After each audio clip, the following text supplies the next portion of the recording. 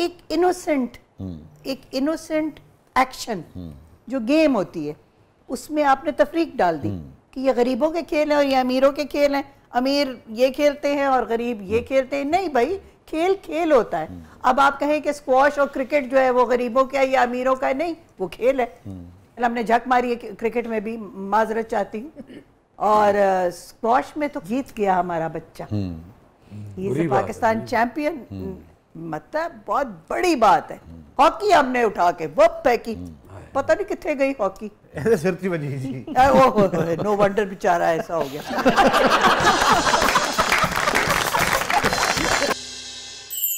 सीमे साहिबा, आपने ख्वाहिश जैसे लाजवाब ड्रामे में काम किया, आज अगर आप इसे खुद डायरेक्ट करें तो अपने रोल में किसको कास्ट करेंगी, हानिया आमिर या महविश हयात? मुश्किल सवाल, लेकिन शायद हानिया। और मैं उसको डायरेक्ट ना कर पाऊंगी, वो तब की बात थी, वो तब के लोग थे जो ये काम करते थे, और मैंने कभी सोचा नहीं कि मैं कोई डायरेक्ट करूंगी। और आबिद साहब वाला रोल कौन कर सकता है? बहुत मुश्किल। वाह। और सोहेल साहब वाला? बहुत मुश्किल। चूड़िया वाला है ना? चूड़िया वाला। क्या और अजमुल हक, ओह, रानी बेगम। नहीं भाई, वो कास्ट पता नहीं। कुछ चीजों को छेड़ना नहीं चाहिए ना। आपको याद है कि वो एक मोहब्बत सौ अफसाने एक जमाने में किया था फिर से? जी जी हाँ। उफला, अब मैं कुछ नहीं कहूँ। The less said the better। अच्छा ये फरमाइए, आप पढ़ाती रही हैं, हिस्ट्री ऑफ थिएटर जो है वो भी रहा, हाँ, और आपने गालिबन खुद उसे डिजाइन किया था, उसका जो करिकुलम भी कह लीजिए। जी करिकुलम मेरी ये शर्त थी कि अगर मैं पढ़ाऊंगी तो करिकुलम में थोड़ी सी छूट मुझे देंगे। अच्छा। ताकि मैं according to the relevance of the market place, indigenous culture practice, वो मैं कर सकूं। मैं अगर आपसे ये सवाल करूं कि लोगों को ये बताइए कि थिएटर की क्या अहमियत होती है ज़िंदगी में, जिस भी हवाले से, चाहे एंटरटेनमेंट के हवाले से हो, किसी भी हवाले से हो, आप क्या समझती हैं थिएटर क्यों होना चाहिए? थिएटर की बहुत, एक तो एंटरटेनमेंट है, दूसरा थिएटर मैसेज डिलीवरी में बड़ा काम देता है, यानी कि मुआशरे को शोकेस करना, उसके मसाइल को बयान करना और उनके शायद कभी कोई हल दरियाफ्त करना, basically addressing issues. Theatre addresses a lot of social issues. और उसका जो फन पार्ट है उसका भी इम्पैक्ट तो बहुत होता है ना। Fun as an artistic fun part, yes, या एंटरटेनमेंट। फन तो खैर संजीदा चीज में भी होता ही है ना। एंटरटेनमेंट देखें, फिल्म और टेलीविजन से पहले तो थिएटर ही था ना, वो सड़क पे भी होता था, मुगलों के जमाने से होता आ रहा है। तो थिएटर की तो अपनी एक रिवायत है और थिएटर की अपनी एक साख्त है, और वो जो थिएटर वाले लोग होते हैं, जो थिएटर के एक्टर होते हैं ना, उनका जो कॉन्फिडेंस लेवल होता है, वो कहीं भी कुछ भी कर सकते हैं। अगर मुख्तसरन आप ये बता सकें कि पूरी इंसानी तारीख में और हमारे यहाँ भी सबसे ज़्यादा इम्पैक्ट थिएटर में, हमारी तारीख में और ओवरऑल दुनिया की तारीख में, किस इलाके में और किस खित्ते में, किस मुल्क में सबसे ज़्यादा थिएटर ने इम्पैक्ट डाला? देखें, ग्रीक थिएटर से लेके, ग्रीक थिएटर की अपनी रिवायत आज भी कायम है, और वो पॉलिटिकल पर्सपेक्टिव था। ऑफ कोर्स सोशल पर्सपेक्टिव भी था, लेकिन उसमें एक पॉलिटिकल पर्सपेक्टिव था। फिर ऑफ कोर्स शेक्सपियर आ गए और वो वाला सारा सिलसिला शुरू हो गया। यूरोप इन जनरल थिएटर नहीं करता था, यूके में पॉकेट्स थी, ब्रिटेन में, और Greek, Roman not so much, but Greek. आप देखें ना, ये यूके की भी जो लैंग्वेज की और सारी जो हिस्ट्री है वो उन्हीं से चुके हैं। जी। फिर आ गए सब कॉन्टिनेंट में, फिर जापान करता था थिएटर, मलेशियन करता था थिएटर, ये इनकी इंडिजिनस थिएटर प्रैक्टिसेस थी। फिर पाकिस्तान, इंडिया जो सब कॉन्टिनेंट था, ये करता था थिएटर, और इसमें रीजनल थिएटर भी था। साउथ इंडियन अलग था, बांग्लादेशी अलग था, पंजाब अलग था, सब अलग था।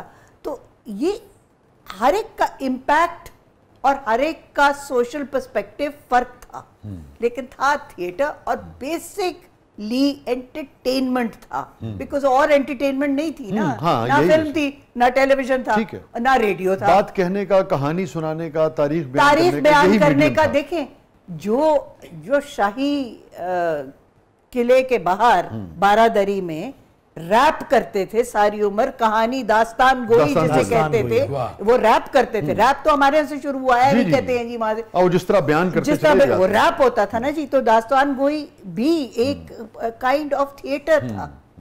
तो वो एक, ये सारी थिएट्रिकल रिवायात हैं, कहानी सुनाना।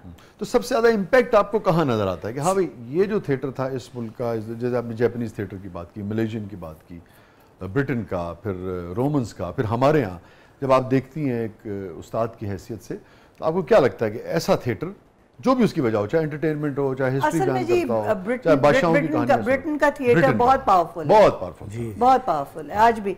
अभी वो देखिए, मैं अपने स्टूडेंट्स को लायन किंग दिखाती हूँ, अब वो कितने पीछे 35 साल से तो चल ही रहा है। हाँ वहाँ भी चल रहा है जी, क्या बात। तो मतलब द थिंग इज, होता तो अब अमेरिका में भी है, और हमारे यहाँ हर जगह का थिएटर उस जगह के लिए बहुत पावरफुल होता है, लेकिन एक इंटरनेशनल स्केल पे आप देखें तो ये ब्रिटेन का बहुत पावरफुल थिएटर। मेरे हिसाब से एक थिएटर बहुत पावरफुल है, ऑपरेशन थिएटर। जी सीमी साहिबा, आज आपसे मेरा एक सवाल है कि आपकी आंखें इतनी खूबसूरत हैं कि किसी ने कभी आपकी तारीफ की हो इन आंखों की और आपको तारीफ याद रह गई हो, काइंडली हमें जरा बताइएगा। क्या बात है। शायद मेरे मियाँ ने। आंखों की बहुत तारीफ करते हो। हाँ, वो सवाल उसने किया कि सबसे ज्यादा मुनफरिद तारीफ किसने की जो याद रह गई हो। खरे मुझे कोई याद नहीं है। नहीं, आप कह रहे हैं शायद मेरे मियाँ ने, तो ऐसा क्या मेरे मियाँ ने तो हमेशा मेरी तारीफ जरूर की है। ਆਪਾਂ ਕੱਲ ਜਿਵੇਂ ਮੇਰੀ ਬੇਗਮ ਨੇ ਮੇਰੀਆਂ ਅੱਖਾਂ ਦੀ ਤਾਰੀਫ ਕੀਤੀ, हाँ, ਮੈਨੂੰ ਕਹਿੰਦੀ ਜੇ ਤੂੰ ਕੱਲ ਕੱਪੜੇ ਨੇ ਨਾ ਧੋਤੇ ਮੈਂ ਤੇਰੀਆਂ ਅੱਖਾਂ ਕੱਢ ਦਿਆਂਗੀ। तारीफ है। और मैं नहीं धोते, अच्छा, तो वो फिर सारी रात चुरी लेके मेरे सराहने खलोती रही, मैं सुता ही नहीं आपा। लोग मुझे कहते जरूर हैं, बट हल्का फुल्का कहते हैं, compliment आप मिलता आंखें बहुत प्यारी हैं, आपकी आंखें बड़ी अच्छी हैं। ये मुझे बहुत दफा लोगों ने कहा है, लेकिन मैं कोई इतनी सीरियसली लेती भी नहीं हूँ कोई compliments. I don't really take them very seriously, but ठीक है, अल्लाह ने दी है, but I thank you Allah मियाँ। शुक्र है, नजर आंदा।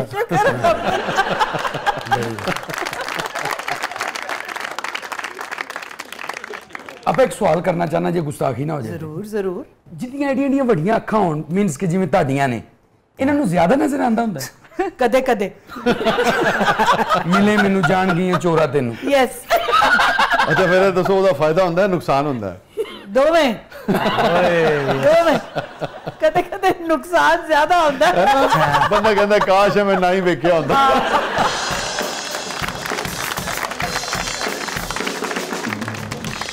Stay with us नाज़रीन, कहीं नहीं जाइएगा। छोटे से वक्फे के बाद वापस आते हैं। What a conversation we are having with one and only Seemi Rahil साहिबा। प्रोग्राम के अगले मरले में आपके लिए बहुत कुछ है, आप देख रहे हैं जबरदस्त।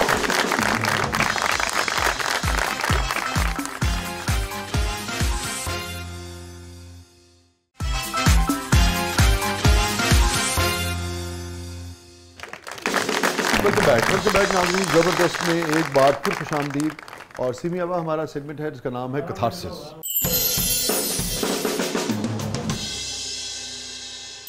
Any regret in life?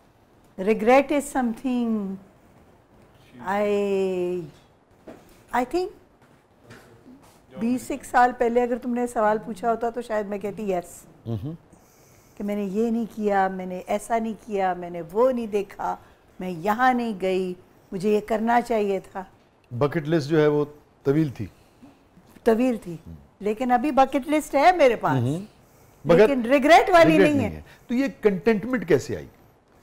ये अब ये भी हो सकता है कंटेंटमेंट ना हो, मायूसी हो, मगर मेरा ये तसव्वुर कर रहा हूँ कि कंटेंटमेंट आई। अल्लाह की देन होती है ये आप अगर उसका हर वक्त शुक्र अदा करें फॉर व्हाट एवर रीजन।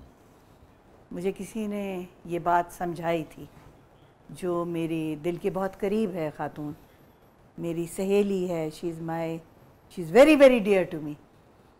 एक उसने और एक मेरे मियाँ ने, दोनों लोगों ने, कि to be grateful is a journey to containment.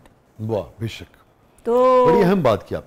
शुक्र जो है ना वो नफ्सियाती तौर पे आपको कंटेंटमेंट की तरफ लेकर जाता क्योंकि आप हमेशा फिर अपने से नीचे है। देखते जी जी हैं ना, बिल्कुल ऐसी, तो वो तो खत्म ही नहीं होती फिर बात, कहाँ जाएंगे आप? वो आपको बेचैन रखती है। बेचैन रहती है।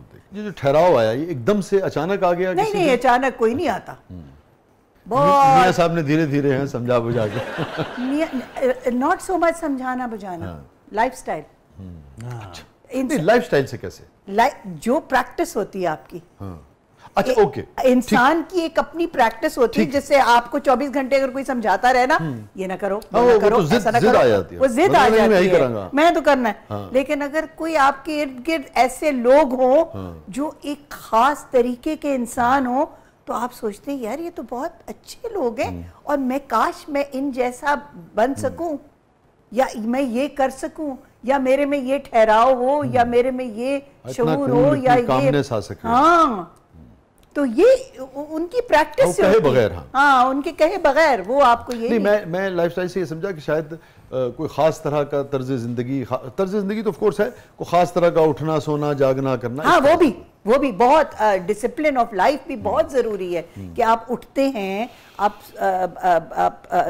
किस वक्त खाते हैं, किस वक्त बैठते हैं, आपकी हॉबीज क्या हैं। मैं गार्डनर हूँ, I have been a gardener since I was 9। अब देखिए आपने बड़ी अहम बात की, जो गार्डनर होता है ना उसमें बड़ा पेशेंस होता है। मैं तो 2-3 मछली पकड़ने वाला उसमें बड़ा पेशेंस होता है, वो कंडा आगे बैठे रहता है। आपको बेचैन आदमी, आपको इम्पल्सिव आदमी, आप उसको बिठाएंगे यार तू 2 घंटे बैठना है तो मच्छी पढ़नी हो, कभी नहीं पढ़ सकता। वसी अभी थोड़ी गर्मी हो गई है, मैं 2.5-3 घंटे तो कहीं नहीं गए, अगर ज्यादा नहीं तो मैं बाहर बैठती हूँ, मैं नाश्ता भी बाहर बैठ के करती हूँ। तो ये एक बहुत लंबी प्रैक्टिस है मेरी, और वो आहिस्ता आहिस्ता एक लाइफस्टाइल बन गया, हुई है, डेवलप हुई, एक लाइफस्टाइल बन गया। जो कंटेम्पलेशन है, जो आपने जिक्र किया कि 2 घंटे एक जगह गुजारना, 3 घंटे एक जगह गुजारना, सोचना, गौर करना, या कुछ भी ना करना बजाय कुछ ना करना, अगर वो ख्याल जो है वो उतर रहा है, ठीक ना, जब आप कुछ नहीं करते तो ख्याल जो है ना वो ऐसे आ रहे होते हैं जैसे आजकल खबरें आ रही होती हैं, इस तरह से आते हैं ना, मतलब आप पे आपको एहसास होता है कि अच्छा यार मैंने मसरूफ़ रह के इन ख्यालात को कितना दूर कर लिया था अपने आप।